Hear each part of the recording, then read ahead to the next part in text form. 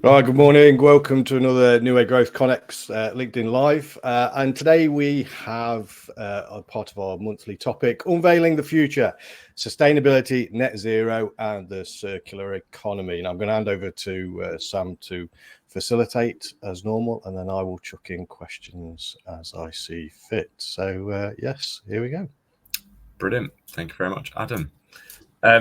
So for those of you that are new to these sessions, we host these once a month, giving some of our members and some of our community the opportunity to talk in a little bit more detail around what they do, what they offer to the manufacturing sector, and how they support. The idea is to open this discussion up on a more obviously public channel, so hence why we're using LinkedIn today. So please do, anyone watching along live, feel free to drop any comments, questions in the discussion box as we go, as Luke has just kindly demonstrated there. Good morning, Luke. And then we will make sure that we get those questions over to the panel. So we're joined by three companies with us today, all talking around different things related to the same sustainability conversation. And then we're going to be joined by a fourth panel member on Friday, as we're going to be hosting a bit of a ConeX members deep dive. So I will come back to that later on in this session. So I'm going to just quickly go around the room and we will do introductions to start with. So just a quick 30-second to a minute each, if that's all right, just an introduction. And then we will start asking some questions around what you do and how you can potentially help the manufacturing sector. So Caroline and Kirsten, over to you. Yeah, morning. Good to see everyone. My name's Caroline Dennett, and this is Kirsten. Hiya.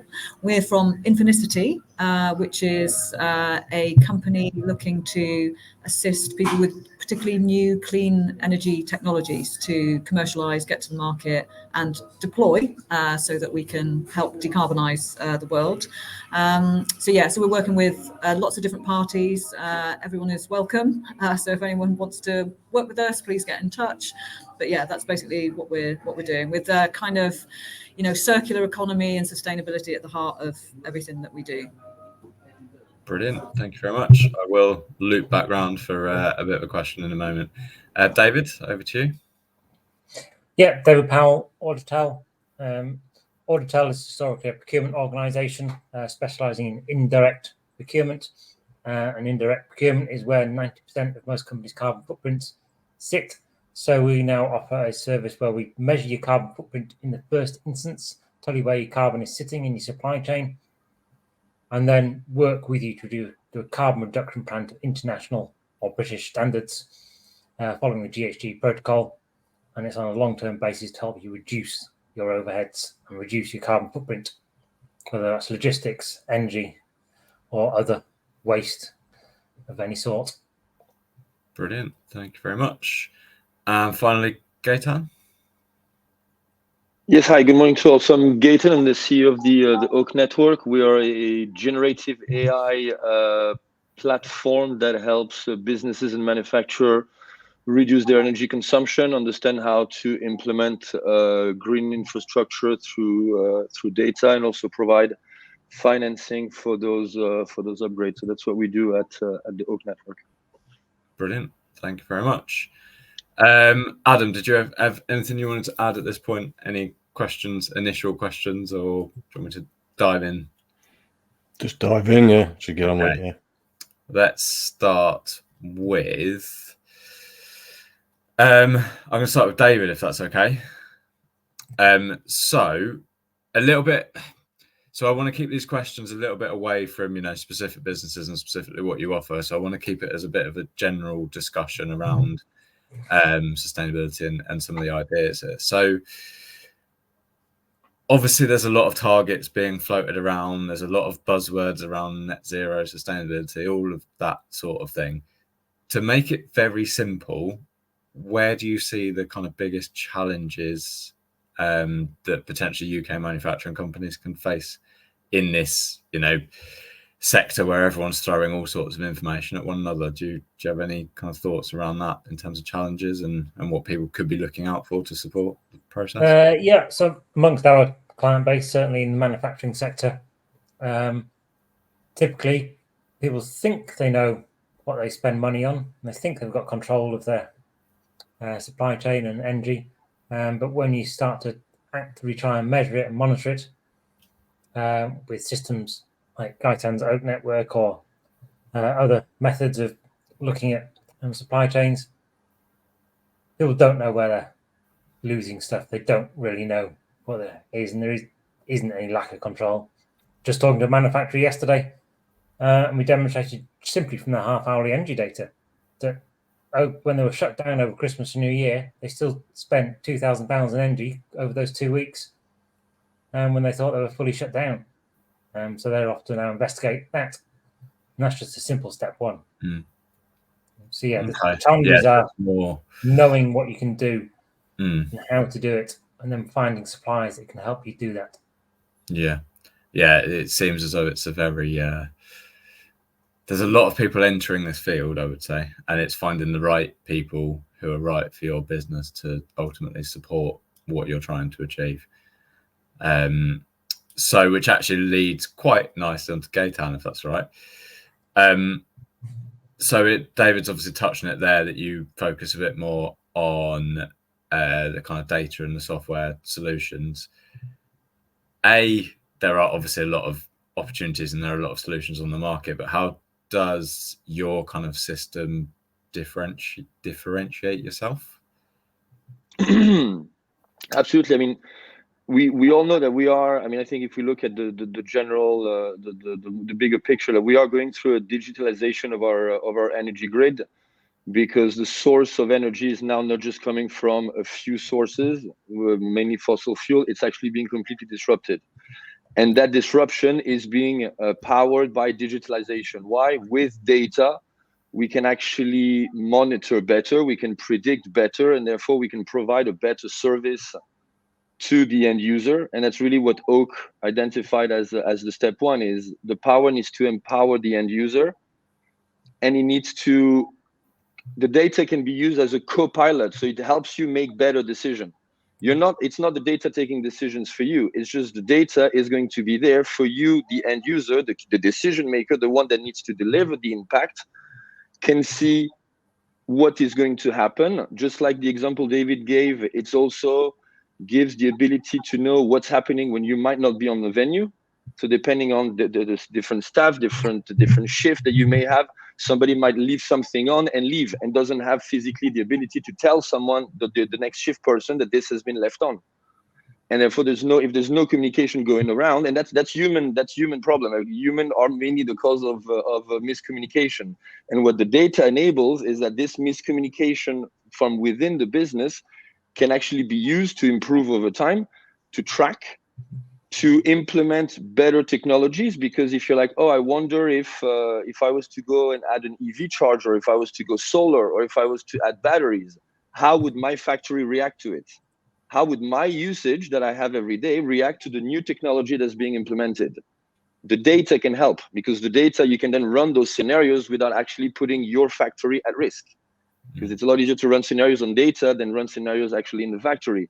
And the last point that I'll mention is that data is required, obviously, internally and for your own processes and KPI. But what we're seeing in the market is that large companies, PLCs, public listed businesses who will use public money, they're having to start reporting a lot stronger on their operation, which means they're demanding their supplier, manufacturers, to enable them to provide such and such information about the product, so that they themselves as a PLC can report on the requirements that they have. So you take an example of Mark & Spencer. Mark & Spencer is demanding from all their supplier, I cannot store your good if I'm not able to provide the traceability of it and the footprint of it. And it cannot be something anymore that you make up based on general assumption. It has something that you demonstrate with traceability and with data. That's the biggest kicker. And every company that made 2030, 2040, 2050 net zero goals publicly, they started looking internally. which for supermarket, the internal footprint is about 10%, and the supply chain is 90%. And now they're looking at their supply chain. How do we collect this information? And that's the opportunity for manufacturers, is the ability to prep and save in the process. So there is immediate impact for the business, but there is a longer term impact because it will secure your revenue that you have. If you supply the NHS starting April, you have to provide all of the information that we're mentioning, every new contract. And the NHS is number one. They're the first one to start. Interesting.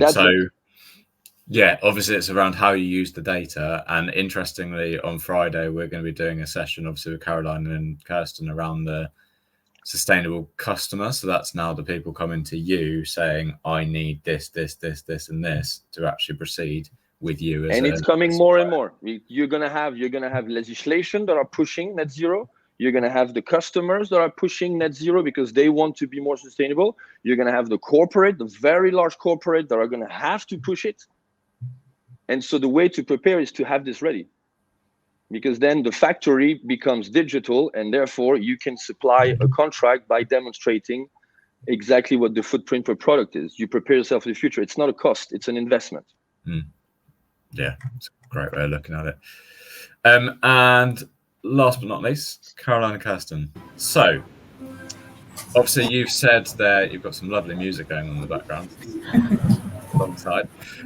So you've said that you support kind of innovators, inventors, people on their kind of route to market in this sustainability field and you know, managing the world of funding and technical support and those sorts of things. So away from funding, because we all know that people with ideas and people who are inventing things struggle with funding and how they actually make a start.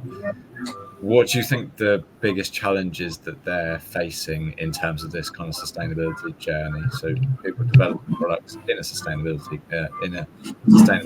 world, what sort of challenges are they going to be facing? Yeah, thanks, Sam. So, I mean, in some respects, some of the challenges are the same, right, as you would to bring anything new, any new invention, innovation to market. I suppose I'd put them in two buckets. There's the kind of the marketing aspect of it, you know, the branding, the understanding where does your product fit in the world, and you know, what's the demand for that? How do you create demand for that sustainable product? What's the competitive landscape like? You know, are there bigger boys out there and girls who are doing something similar, who are going to crush you because you've not got the budget, or you know, you're not advanced? There's awareness and educating consumers about the environmental and social impact of your product, and just the brand building. So all those kind of fluffy stuff that is around kind of like marketing, awareness, getting people ready. Now, there is a huge demand from consumers. I've done quite a bit of research myself in consumer markets, and there is demand. You know, a lot of people are aware that the planet is dying, you know, and we need to stop that. And we need to kind of really produce products that are not going to have harmful impact. So there's that really. There's kind of creating the demand. Some of the demand is there, and making sure that what you offer to the market is going to, you know, align with what customers want, what consumers want. Now, in terms of the kind of value chain, I guess, in terms of production and distribution, from prototype to mass production, you know, there are challenges, I guess, with scaling the production processes and maintaining the quality and sustainability standards that you might set out for yourself. So, as an example, the people that we're working with, you know, we want things to be very circular. We want to, you know, have lowest impact. We want to have least waste. But that is a challenge still, you know, in the supply chain. You know, when a lot, if you hear the term, you know, ESG, environmental, social, and governance, it's not just about the impact on the environment. There's a social element to that. So, you know, the treatment of people in the supply chain, you know, making sure that there's ethical standards. So these are also things that what Anton was just talking about. They're part of that measurement. You know, they're part of that measurement. So you need to, it can be a challenge. It can be a challenge to do that. So making sure, that if you are someone who's bringing something to market, you choose your partners that share your values, understand your purpose, and will go with you along that journey throughout the supply chain, including making sure that there's regulatory compliance, making sure that that the distribution channels also are aligned with you. So I think it is about thinking ahead a bit more than perhaps you would do if you weren't concerned about the sustainable nature of your products. It can be costly, it can be more costly than getting things made cheaply and without due care for the environment. So that is something that can be a challenge. And I think it's a challenge for the person bringing that product to market to stay true to their environmental and social values. I think there'll be a lot that chips away at that. It's very easy to think, well, actually, we'll cut a corner here. Actually, maybe we're going to have to wait longer for that material if it's coming from a sustainable source. So I think really it requires additional creativity, resilience, strategic planning, and collaboration. And I think for us, the collaborative nature, and I think that fits well with what ConeX community is about, that collaboration, making sure that you choose your partners and that everyone is kind of with you on the journey. And it's about being really honest about that from the start, I think. Couldn't agree more. And yeah, I was actually gonna say that's a key kind of driver towards our ethos is finding the right people to work with, and making sure they do align with your values and they do support what you're trying to ultimately achieve. And that, I think that's, especially when it comes to this sort of discussion and sustainability and this sort of thing, it is vital to find the right people to work with that are going to be there for the long run, because they're aligned with your vision and your passion ultimately. So just going to loop back round. So Melissa from EQS Management, who's going to be joining our members mastermind session on Friday, I asked her what would her top 3 things be that all businesses should be essentially considering or looking at when it comes to this discussion around sustainability. And I didn't pre-plan this, but interestingly, her top 3 all link essentially to each one of you 3 who've just answered my question there. So it's quite interesting that this now loops back round. So I'll read these 3 out, and then if anyone else, including Adam, anyone on the listening in live, feel free to add your kind of top tips as well, and we'll go from there. So these are the 3 from Melissa. I'll put her link in the chat in a second so you can check out her website, and obviously ConeX members, if you're coming along on Friday, you'll meet Melissa there as well. So this isn't in any order, so it's not a 1, 2, 3, but her first one that she's mentioned is to essentially understand, measure and monitor your environmental impact and the risks associated. So that's very much what you were talking about, David and Gaetan, in terms of actually tracking data and using it for the right reasons. And number 2 was integrate environmental and sustainable considerations within all your business processes. So it's not just 1 or 2, it's actually applying this through the whole process. So then it becomes part of the way that you run your business. So it becomes business as normal, essentially. Business as usual is now following this new sustainable routine. And then the final one is essentially, so it's not just yourself as a business owner or a single employee within a business, it's actually raising awareness, training and communicating these practices and policies throughout the rest of your business. So you're not just a sustainable individual within a business, you're a overall sustainable business to essentially bring these good sustainability practices throughout the entire company. And I just thought those top 3 actually match quite well with what the 3 of you were saying, which is quite interesting. So does anyone else have any other tips that they would put into that list, when it comes to thinking about sustainability and things like that? Adam, obviously, if you've got anything, you can jump in as well. And I know there was a few questions were popping up in the chat as well. I don't know if you've managed to see those, Adam. I have. But yeah, carry on. Who was going to talk then? I'll just add 2 more things. So I think, yes, it has an initial cost, but if done right, it's an investment in the business, and the money can be recuperated. So if done smartly, there is a way to actually use sustainability to the advantage of the business. You will gain more new business by becoming sustainable than you will lose.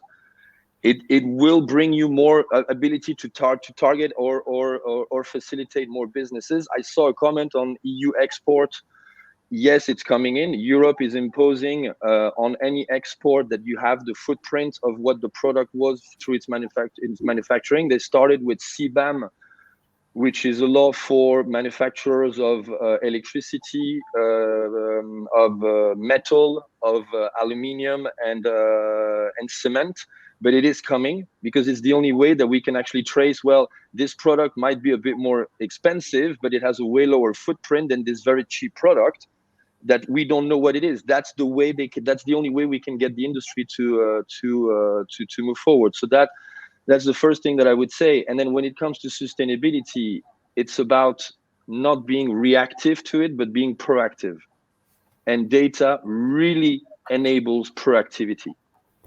And if you just look at being proactive in the way that you've all seen the energy cost and the way energy went up and down, it just demonstrated that to run your business, there is many outside factors that can affect it if you're reactive. If you're proactive about it, there is ways to actually use that as your advantage in order to make to upgrade your manufacturing location to a sustainable one and be able to communicate about it to your staff, to your partners, to your investors, and to your customers. Because every pound that you save through sustainability, through using your data, it's a kilowatt that's not emitted, which means it's a CO2, it's a 0.5 CO2, 0.5 kilogram of CO2 that's not emitted. That's something that businesses can use in their own communication to demonstrate this is how we're being different. And this is the intelligence and the craft, because most of you have years and years of experience. So you have great knowledge that this data can be used to demonstrate how you do things differently and why. That's what I'll say. Really interesting. I really like the being proactive, not reactive attitude towards things.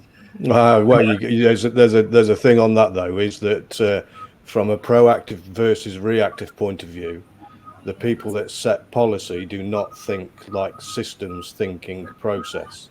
So what they do is then drop the policy in, not knowing what that effect will be within the supply chain of, let's say, one industry manufacturing.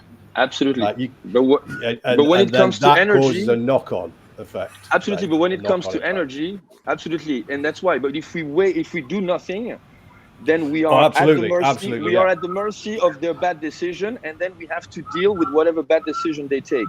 With data, I'll just give one last thing. With our data approach, we have 90% accuracy in predicting your consumption up to 1 month in advance.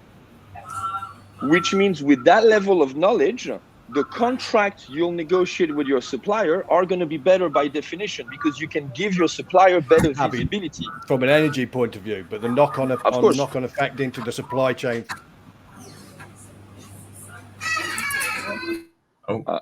We lost him. Consumer point of view will be affected.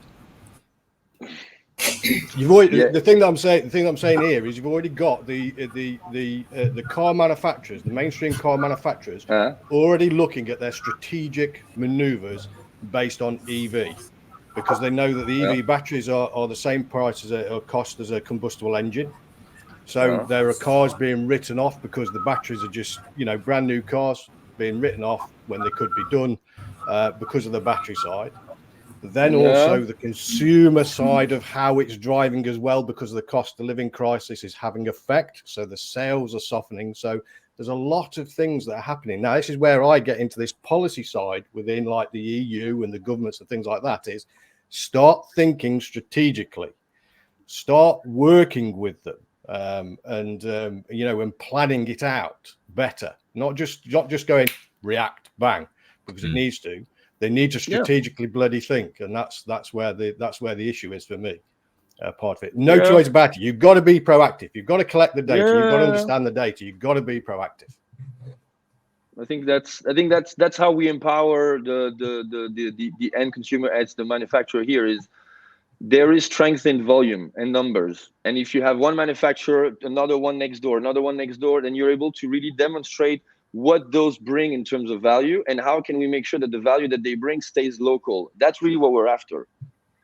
And just with energy, of course, but if you know that you have 5 manufacturers together and you have their data, then building a local solar farm for those 5 factories becomes very easy because you have all the information. You can go to the local council and say that that energy will be used locally, which means the manufacturers will have cheaper energy, so they'll be more competitive. And you don't need the policy. You can actually develop the right policy. That Absolutely, there's no two ways about it. But if I if I look at from Teresa Lord's point of view in here, I know Teresa. She's a small SME just starting up, like starting on 3D printing. Yeah. And if we've got EU coming in and putting in these policies, that then all of a sudden she's going to be hit from a cost point of view based on that could wipe out her business. Now you've just took an SME out. I agree. However, of course. And that's just one. And there's 99% of the supply chain is made up of small SMEs. So it's all I'm saying.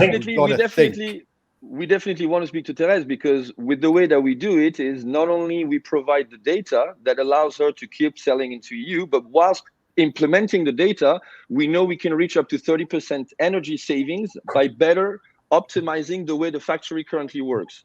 So if done correctly, as said, this problem becomes an opportunity that with data you can not only fix and continue selling to EU, reduce your footprint and your cost at the factory, and end up being more competitive if done correctly. Absolutely. I totally agree with you. But in the case of Teresa, she's not manufacturing. She's supply chain in, but she's very, very small. How much leeway is she going to have with that supply chain? But now she's just got a cost. You could wipe out the business because she doesn't manufacture. She's got a supply chain. So what I'm saying here is policy strategically needs to be looked at from a systems thinking point of view, and making sure that we're aligned through it. No two ways about it. We need to have it, and we need to do it, and we must do it. It's a priority. We must do it. But there needs to be better thought around how we strategically do it from a policy point of view and how we lead it into the businesses. That's without going down a political rabbit hole, because we could very easily do that, in terms of who's driving the policy and when that's coming in, and are we making the change and then policy's changing, or are we waiting and sitting? There's a whole range of conversation that we could be having here. I'm going to go over to quickly Caroline, because she's had a hand up for a while, and then I'll go over to you, David, to put in some comments before we start to wrap this up. So go ahead, Caroline.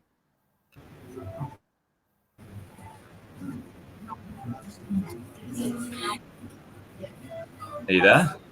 Yeah, thanks. Just picking up on what startup, back to the question that we were asked about, competitive advantage to being that startup and bringing something new to market. I've worked with some companies doing materiality studies, for their existing supply chain, their manufacturing, and they've got a lot of legacy systems which are going to be almost impossible to decarbonize or make environmentally sound. Whereas I think if you're someone coming new to a industry, you have a real chance of getting this right from the start, rather than having to retrofit, all of your manufacturing base, looking at your supply chain, what chemicals are being used, what materials are being used, which countries are manufacturing. And so I think this is a great opportunity for British manufacturing. It is a great opportunity for bringing stuff back to where we are. And we very much believe in, local manufacturing for local deployment. And if every country was going to do that, we could solve a lot of that wasted energy that goes into, shipping and transportation. So I think there is a huge opportunity here. It's all opportunity. There is no negatives to this, as I see, especially actually for the new players. It's a chance to step in. And I think what we've seen is that new players can build that trust and demand really, really quickly these days. You can go from zero to hero in a very, very short space of time these days compared to 20 or 30 years ago. So I just, I think we can be really optimistic. There are challenges. We do need policy to, help us, but actually the policy will follow. No one ever invented anything based on policy. You innovate and you invent, and policymakers will come behind you in your wake, writing the policy that matches what's happening in the market. So I think let's just see this as a huge opportunity to build right for the future. Yeah, and it's finding the right partners at the right time who are going to support that journey with you, not, as you say, finding them too late and already being midway down the journey and having to essentially restart things. David, did you want to jump in with anything? I know you. Yeah, just because been quite focused on energy. But energy is a very small part of solving the net zero problem, and it's global. Governments around the world are doing it, so it's not just a UK thing. It's not like UK energy security or any of that. But the regulatory thing is pushing it to the private sector to solve the problems in their own supply chain, which then pushes it down through to SMEs as well, by the larger companies having to be compliant and report and stuff. So we've got a mid-size, it still classes SME, there's only a few hundred employees, manufacturer.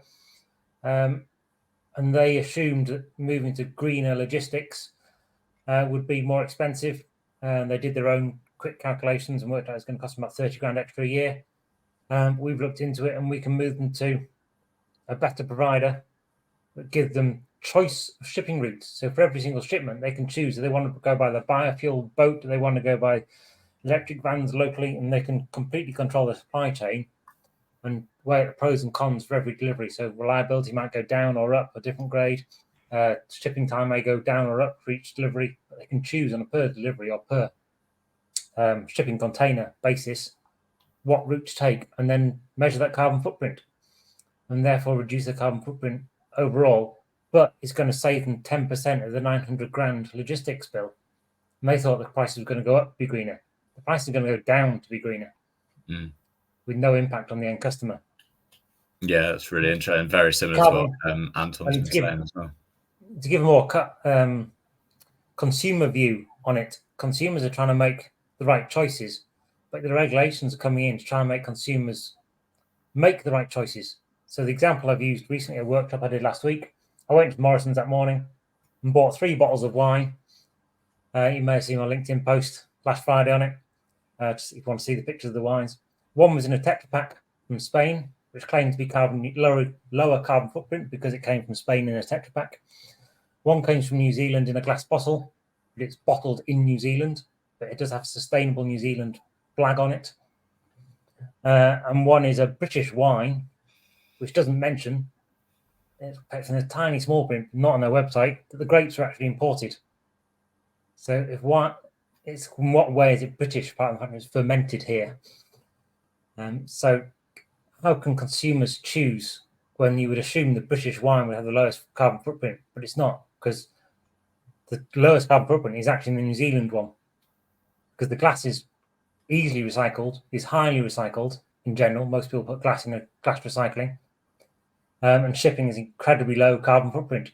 Whereas a Tetra Pak from Spain, most councils in the UK, apart from I know Bristol does, I know Leeds does, but most councils in the UK don't recycle Tetra Paks, so they go in the bin. It's shipped by diesel from southern Spain, by diesel truck most likely. So actually the carbon footprint is quite high at that Tetra Pak. So it's not easy for consumer. So until we get labelling right and regulations right, it's difficult for manufacturers to comply and do the right thing. So ultimately, manufacturers just have to choose their own thing, do what they think is right, but just not get the messaging wrong. Do you think, David, just on that, do you think that because you said there from a labelling point of view, is that I don't know whether I'm loading this question. Is that a relatively quick hit that the policies and governments could do around it, or is it not? That is a big task. Labelling, I think, will come in probably about 2030, something like that, for consumer products. In terms of like a traffic light on the front, like nutrition labels, where it's easy to spot. But for now, the regulations are more around accounting basis. So you have to declare certain things in your account if you're a certain size company, that sort of thing. Public sector tenders over 5 million have to have certain levels of regulations around them in terms of what your carbon footprint and how it is measured and what your plan is to reduce it. So these things are coming in, but the systems and processes aren't there. So you've asked your supply chain, what's your carbon footprint? They don't know. So it's about critical mass of companies having measured their carbon footprints. So, for example, Google, Amazon provide web services. When we're measuring a company's carbon footprint, we can't include the carbon footprint of their cloud servers because Amazon and Google don't release the calculation methodology of what they're telling you the carbon footprint of your data is. They've got an online data calculator to tell you how much data the carbon footprint of your data based on the servers is actually held on. But they don't then release a methodology. So therefore, it's an unverifiable, not to international standards, carbon footprint. So we produce an A and a B footprint, say verifiable is, unverifiable is, add the two together if you want, but we can't add the two together for you. The thing is that you've got, as you've all said, you've got to be proactive in what you're doing, and and data is one of those things that enables you to make those informed decisions of moving forward. It is coming. You've got to deal with it, and there will be challenges. But that's not an excuse to say no, I'm not doing it. You've got to bloody do it. It's simple as that. What this has really highlighted is that it's such a huge topic. There are so many different elements of this conversation that we didn't plan the route in which this conversation was going to go today. And if we do it again tomorrow, I'm sure it will take a completely different route. So that it's finding the right people who are knowledgeable in the specific area that you need to be prioritizing your business and yourselves in, and and going down that route and finding those partners, I would say. So I'm going to wrap this one up. I'm going for 35 minutes now, so I'll wrap this up. So obviously, thank you to all of the panel for joining me. Thank you to everyone who listened along. I'm going to go through some of the comments later on because they look quite interesting, some of those. I will put any tags and links and anything into the comment feed later on this afternoon as well. So I'll put some links to everyone's websites and things like that, so you can all go and have a look at one another and see what everyone's up to. Looking forward to seeing you all again on Friday at our members mastermind. So for those that don't know, that's where we essentially bring some of our members together. We host a Zoom call with all of our members, and then we actually start solving some of these problems together, and we actually start working through some of these processes as a group rather than just talking at each other. So that'll be quite a nice session on Friday, I imagine. And if anyone listening doesn't know anything about ConeX, then get in touch and I will happily talk you through what we're up to and how we are supporting the UK manufacturing sector. So thank you all again for joining, and feel free, this will be available to rewatch as well. So if anyone wants to go back and watch it, then you can do so through Adam's profile or through our YouTube channel. And I would say for the three that are on here, well, the four, because we've got Kirsten as well. I go back and have a look at some of the comments and answer some of the comments, because Anton and Mark Weymouth and them have put some good points in and thoughts and questions and things like that. And I think it'd be good to get some replies to. Absolutely. Yeah. Brilliant. Definitely. Well, I've taken a copy of that already. Thank you all, everybody. And we'll see you again next month at the next one. Yeah, again, great to see you all. Many thanks. Thanks. Bye. Bye. Thank you.